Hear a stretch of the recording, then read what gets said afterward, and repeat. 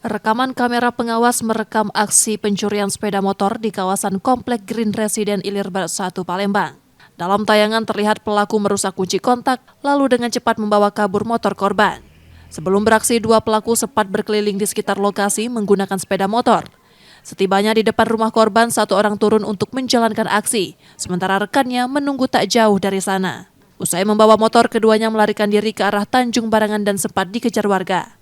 Aksi ini menambah daftar kasus serupa di kawasan tersebut setelah sebelumnya pencuri menyasar motor yang terparkir di sebuah warung.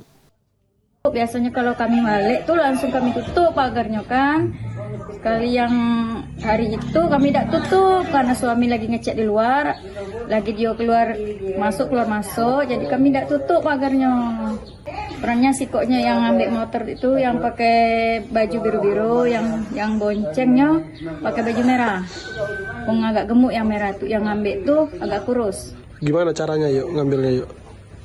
Cara mengambilnya gimana? Cara mengambilnya dia di sini, masuk dari sini, terus dia ada helm kan, taruhnya helm di sini, dikuncinya, tak langsung lari.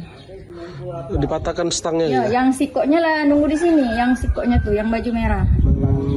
Ya bener Ayu, dalam 1 bulan ini 2 kali kejadian. Iya benar. Peristiwa ini sudah dilaporkan ke Polsek Ilir Barat 1 Palembang untuk ditindaklanjuti.